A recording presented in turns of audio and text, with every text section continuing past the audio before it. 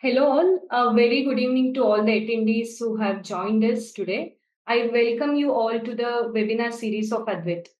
I'm Srilata, a chartered accountant. I'm working with Advait in the team of knowledge and solutions. And I have with me CA Krishna Upadhyay sir, co-founder of Advait iTech Private Limited. I welcome you sir for today's session. Thank you, Srilata. Good evening to everyone. Yes.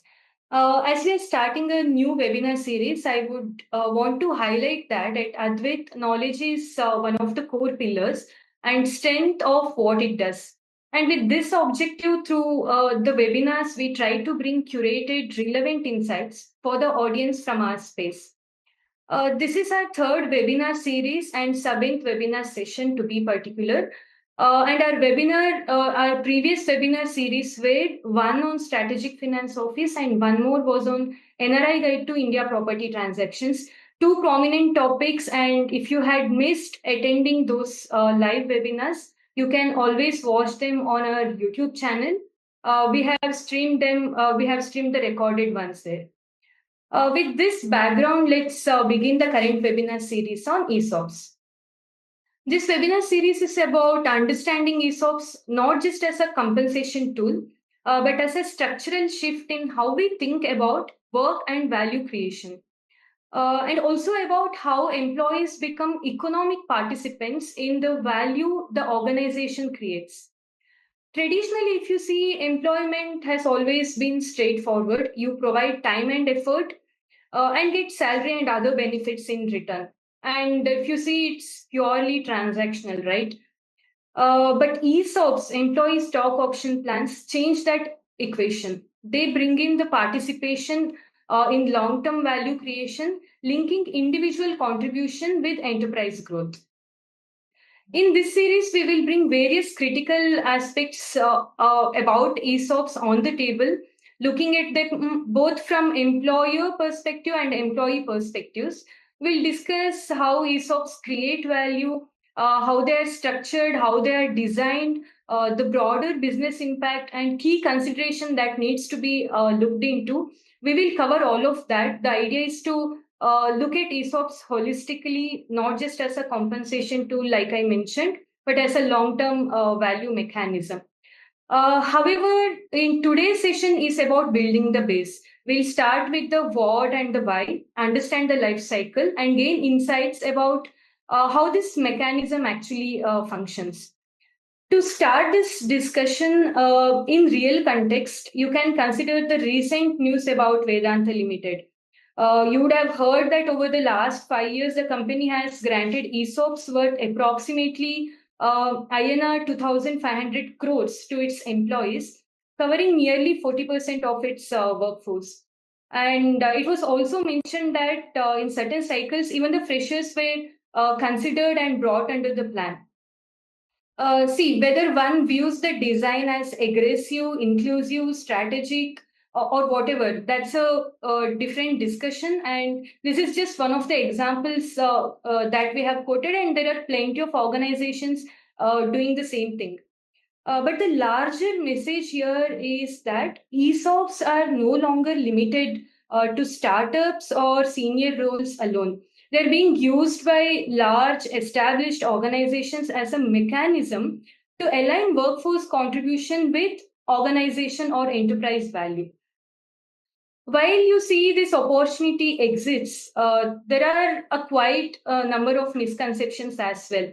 To list a few people assume ESOP grants as immediate ownership. A few think that ESOPs are just guaranteed bonus, but just in a different manner. And many might think that it is just a complicated process without any value at its core. All this might not be true. ESOPs are structured financial instruments. They do involve timelines, they do involve valuation dynamics, regulatory requirements, various other conditions at various points in time, and of course, a risk. And this is precisely why today's session becomes critical to understand the foundation and conceptual framework. And ultimately, when people understand how equity works, the conversation naturally shifts from what is my salary to how does the value I help to create can get translated into long-term participation. And that shift is what we will be focusing in this entire series. And to simply explain ESOP, it's a structured plan through which company gives its employees the right, not the obligation, the right to purchase shares of the company at a predetermined price after a certain period of time. Your salary is fixed compensation paid for service rendered. Your bonus is again a fixed amount, typically linked to short-term performance and paid in cash. But an ESOP, an employee stock option plan, is totally different. It is linked to long-term value creation. If you see, it does not give immediate money; it gives potential participation in future. The value is not guaranteed and it depends on how the company performs over a period of time. Now, to answer why ESOP, what problem exactly does it solve? I want to highlight 2 points. One, see, companies cannot always afford to pay higher compensation cash outflows always. Especially if you consider startups and growth stage businesses, they need to conserve capital. And cash is critical for day-to-day operations, expansions, product developments, and it's all matter of survival, right? So how does ESOP help here is ESOPs allow companies to attract and retain talent without having to spend huge cash at the initial phase. The second point is long-term alignment. Just imagine if growth takes 7 to 10 years, but the compensation has to be reviewed annually, there is a clear mismatch. So ESOP can bridge this gap. They encourage employees to stay longer, contribute towards sustained development that organization is gaining, and not just focusing upon short-term results. Now, if you look at from both perspective, let us look at it from both perspective. For employees, it amounts as wealth creation.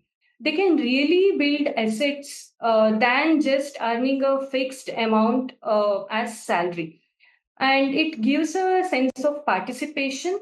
You can be a part of organization's growth story. And of course, all these come along with greater risks, responsibilities. But if you see in high growth environment, the possibility of upside is always higher. And when you consider from employer perspective, it is strategic. They can retain talent in competitive market without having to spend increased cash outflows like mentioned earlier. And they can also create a culture of ownership and accountability.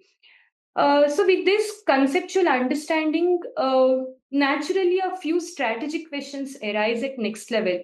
Sir, I would request you to provide insights on these questions. The first question is, why would promoters be willing to dilute their ownership? That is the first thing that can come as a question. Second one is it really necessary even for large established organizations to consider this mechanism? And this entire mechanism, how is it impacting current ecosystem? Over to you, sir, for insights. Okay, thanks, Shivata, for setting that context as well as posing those questions. Um, to understand answer to the first question, which you spoke about, as to why would a founder want to dilute and make employees as a part of its ownership? A little historical context, if we may set. When the Industrial Revolution happened, there were large scale industries that started getting set up. At that point in time, there were two constraints. One constraint was capital, second constraint was technology. As to how do we build large factories which can manufacture certain items at a scale. Now, as things evolved, this started settling down. The capital availability started becoming a little bit more ordinary as a problem. The technology, in terms of industrial technology, also started stabilizing and getting better. Then came the third problem. The third problem, and particularly this problem arose when the shift happened from large scale manufacturing to services. In a services industry, the constraint is probably not so much of capital and not so much of maybe a industrial technology, but more so that of people and skill sets that are required in those people. And it is always at short supply, and it is always a competitive atmosphere and an environment for somebody to attract that kind of a talent. When you are building such an enterprise, when you're building an organization where apart from capital, human resource is your second biggest constraint, or probably human resource is your first biggest constraint, money can't solve the problem because there is no end to what I can value your current services as. So then comes the situation where you can probably start matching. How do you make employees owners of the organization? How do you try and retain talent? At the same time, ensure that your cash outflows start getting limited.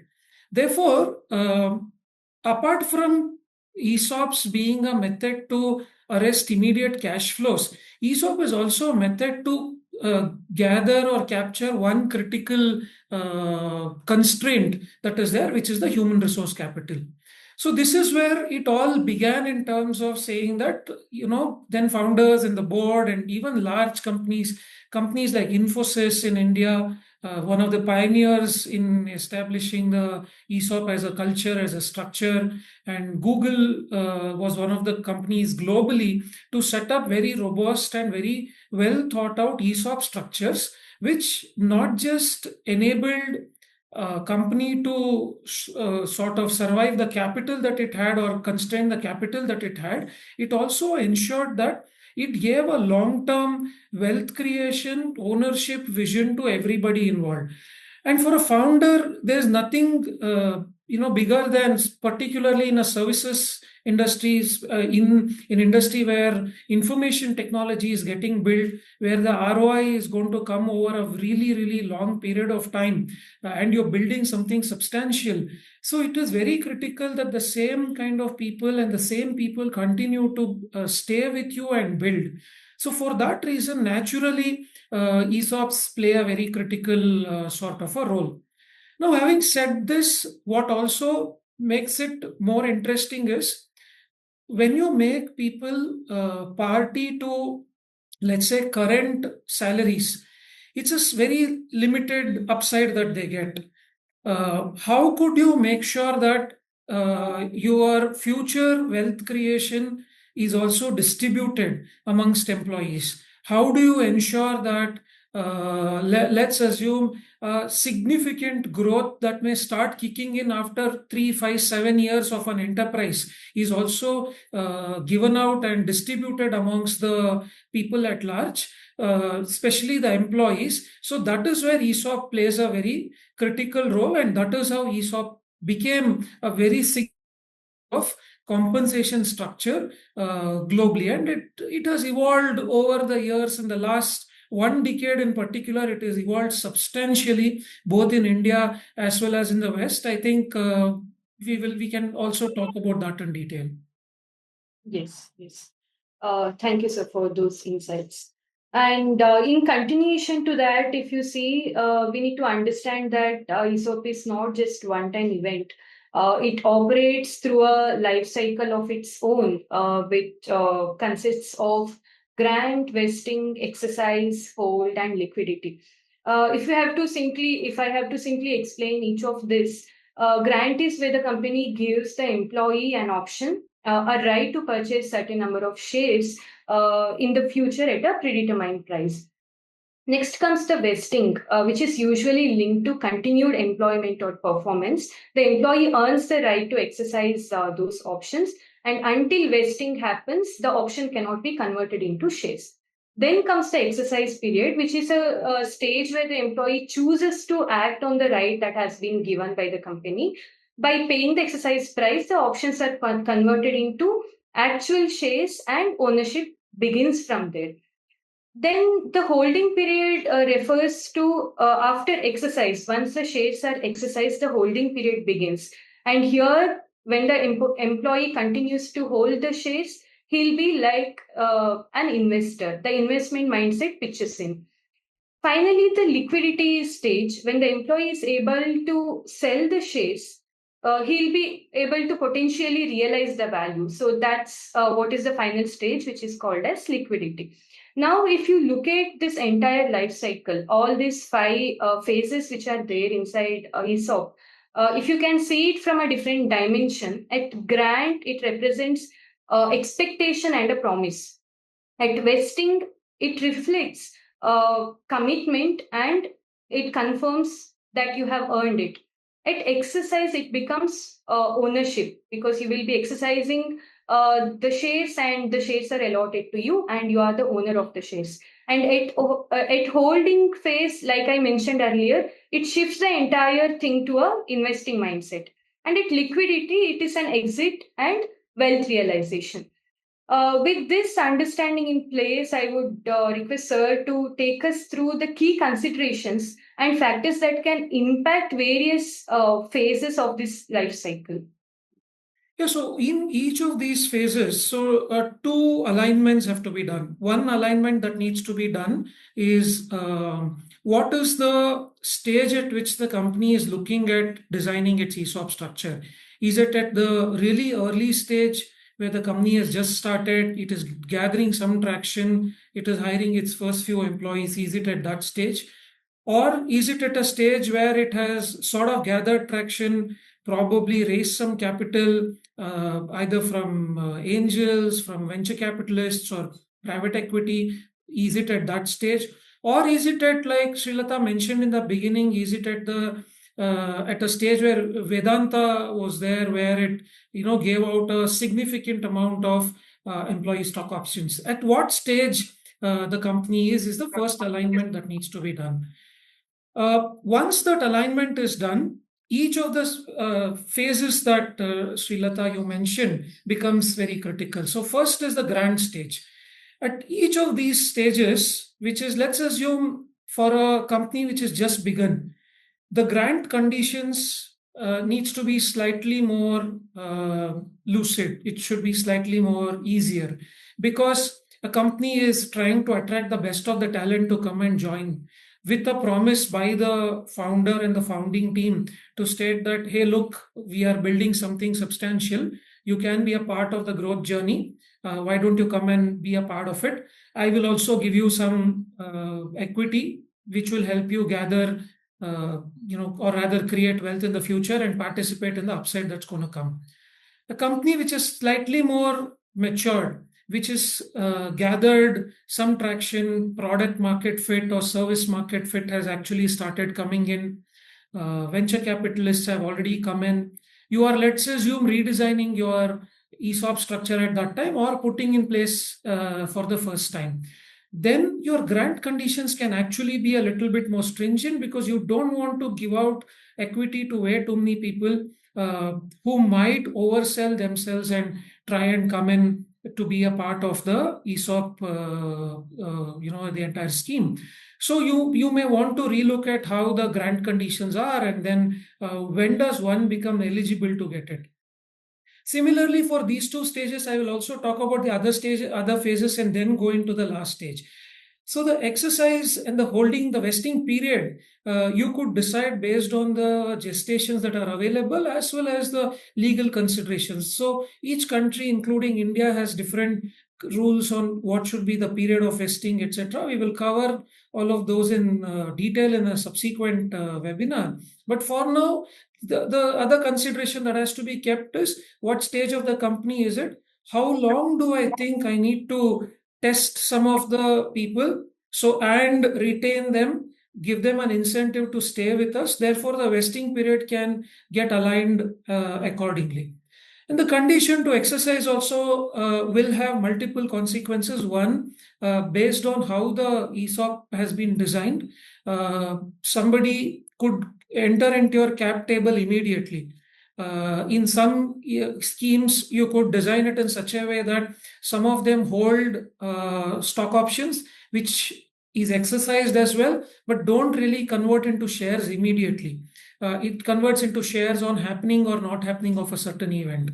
So depending again on whether you are at the earliest stage of your startup journey, mid stage of your startup journey, you could also design what can be the right kind of a structure for your exercise condition.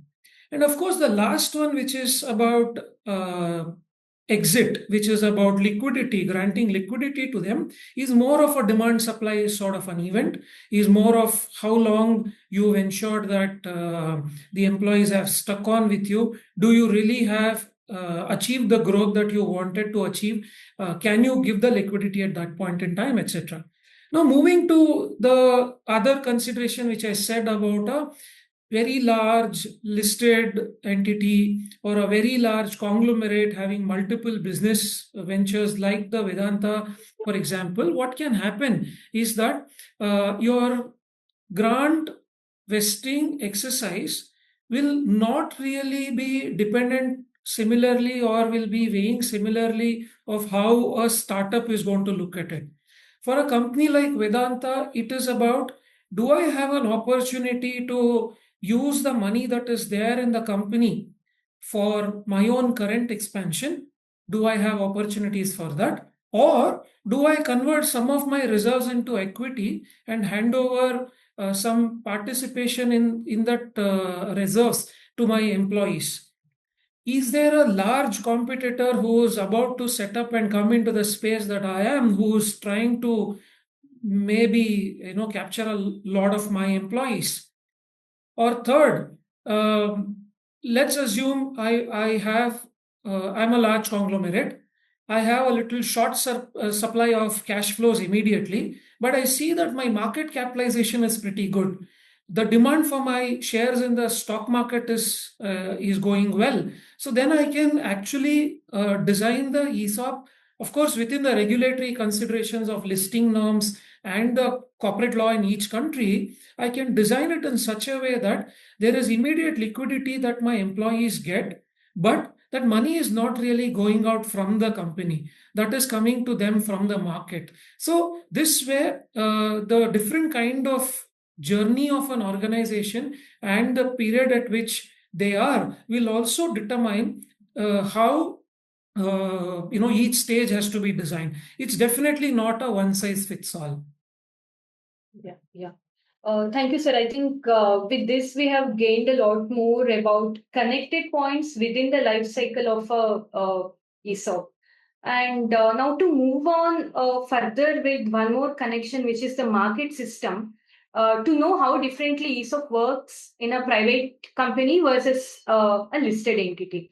If you see in a private company, there is no active stock exchange where shares are freely traded. Even after exercising and becoming a shareholder, you cannot expect an automatic liquidity to be there, right? So value can be realized only through specific events. You'll have to wait till those events. It could be company sponsored buyback or a secondary sale to incoming investors, an acquisition, or ultimately waiting till an IPO. Until such event occurs, shares will remain illiquid. Even if the company's valuation increases, it will be just on paper. But if you take the same thing, if you take the same scenario in case of a listed entity, shares are traded on recognized stock exchange, and once options are exercised and shares are credited to your account, employees can generally sell them through a broker during the permitted trading hours. Hence, liquidity can be largely expected and achieved. But still, you need to be mindful that there would be few restrictions like insider trading rules, lock-in restrictions, and company trading policies, etc. But however, when compared to private companies, you can expect a larger liquidity to be there. And from a regulatory framework, if you see, private companies are primarily governed by company law provisions and their ESOP scheme rules, which has been set. But listed entities are subjected to additional securities regulations, SEBI regulation norms, stock exchange rules, disclosure requirements, insider trading norms, etc. And this is natural because of the complicated environment and higher exposure that would be there in case of publicly traded entities. So this is how ESOPs function across private and listed entities, but the real driver of all these would be valuation, if you see, because valuation is the one which determines how promise gets translated into value, right? So So can you take us through this journey from a valuation and a wealth perspective now? Yeah. So value gets created or a wealth generation happens primarily in a private limited or a startup which is yet to list, which is yet to go public. There are two important considerations. One, it's I would say it is one. Actually, it's not even two. It's combined with each other, which is how strong the governance structures and mechanisms that are there in that company. Let's assume there could be a solid business, wonderful market fit. The company is doing really well. But if the governance structures and the founders and the board don't really intend to pass on the wealth to the employees, despite a greatly designed ESOP scheme, they can still fail it. So that is the kind of risk that will remain. When in case of a private limited company, of course, with the kind of uh, venture capital structures and the private equity structures that are there today, the investors will not allow something like that to happen because that's not the right thing to do. It is unfair on the part of employees who have actually believed and acquired those shares to be left at a situation where they are there's no control for them as to what is going to happen with those. As far as listed entities are concerned, highly governed, you have the right kind of structure, but still you could have people dumping shares and then reducing the worth and all of them. But typically, it doesn't happen. There are regulators. The SEBI in India, SEC in the US is excessively strong with their regulation and the way they handle that. In a private limited, therefore, the risk is going to continue as to how the value is going to get determined. And of course, the valuation mechanism itself is fairly well defined under the law in every country, including India. There are independent merchant bankers who will be valuing these shares, and then, of course, it's just the value. The price for that will still be determined by the buyer. In case of an exit through secondary sale, acquisition by somebody, the price is fixed by the buyer and a great negotiation by the company's promoters and the board. In case of buyback, of course, it is dependent on the board of the company alone. They can decide what kind of a buyback can happen. And that kind of a value realization for the holder of equity is going to come in. So this way, the value gets created and therefore it will translate into wealth for the employees who are holding those shares. Yeah. Thank you, sir. I think with these discussions, we have got a fair understanding of how this concept actually functions. And there are other considerations also to be considered, like there are alternative financial instruments, ESPPs, SARs, it could be sweat equity shares, it could be RSUs. Those also come into picture suitably for organizations planning to compensate for employees' contributions and values. And along with that, there would be tax implications, prominent topic tax implications that would be there, and also the cross-border considerations that needs to be looked into. So on all these three topics, we are going to cover in our upcoming webinars. But sir, if you can just touch upon tax implications and cross-border considerations to just set the right context for our upcoming webinar, can you please take a minute and Yeah, talk about this? I'll do that. So, one, of course, it's about the financial decision as to how ESOPs have to be given out. It's also about the cap table decision as to how the ESOP has to be structured and how attractive it is for employees. The HR consideration, the finance and the HR considerations are the two critical things. And the third critical thing that is going to come in is the taxation. So the company that is giving out these stock options also has certain tax implications. The employees who exercise and hold these also have tax implications. The tax implications compound and become slightly larger when there are cross-border implications involved. For instance, an Indian company has employees or subsidiaries and their employees outside India.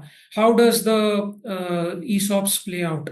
And vice versa. Let's say there is a company in Germany has its subsidiary in India, a company in Sweden has its subsidiary in India. They've designed a global stock option policy. how does it work, what are the tax treaty regulations, what are the regulations on the shares being considered as foreign assets in India, etc., are other considerations. And these kind of tax implications can come in, particularly for an employee, in multiple stages. Once, when there is an exercise of the options that are there, and second, when actually those shares are liquidated and money is it is converted into money. So it's very critical for one to actually understand, therefore, what are the tax implications also apart from the finance and HR implications while designing a ESOP, as well as accepting an ESOP as a part of your compensation structure. So we will dwell deep into all of these in our upcoming webinars, where we will give as much as detail as possible about these. Yes, thank you. With this, we have come to the end of this session, and we hope this session helped in getting conceptual understanding, along with a slight touch upon a few key considerations, like Sir mentioned, which we will be covering in our upcoming webinars. Please stay tuned for those. Before concluding this session, I would like to announce about a new feature that we have made available. If you're looking for availing services, but if you want to know the high level scope and pricing, the process is made simple from our end without any human intervention or multiple calls. By clicking Get a Quote button on our website, after filling a few initial inputs suiting your requirements, you can receive an instant proposal from us. Sir, would you want to provide your insights as a founder's note on this feature? Yeah, so we have, after having been in this industry for close to 2 decades now, one thing I realized is that there is a lot of friction when it comes to getting a fee quote from a consultant, whether it is for a complicated transaction, for an M&A, or for as simple as filing your tax returns. So therefore, what we wanted to do was that make this process pretty simple, give out a certain element of initial understanding about what we are going to do in a particular kind of a service that we render, and what could be the starting price for those kind of services. So we have made it pretty simple. In under a couple of minutes, you will be able to get a quote from us. It will be a conversation starter. Immediately after that, our team is going to reach out to you, and we also understand that it's again not a one size fits all. Your need will be different from another potential customer who will be wanting to get services from us. We wanted to build in transparency. We wanted to build in speed and a frictionless mechanism through which we can onboard a customer and start providing services to them. That's the objective with which we have designed and enabled this on our website.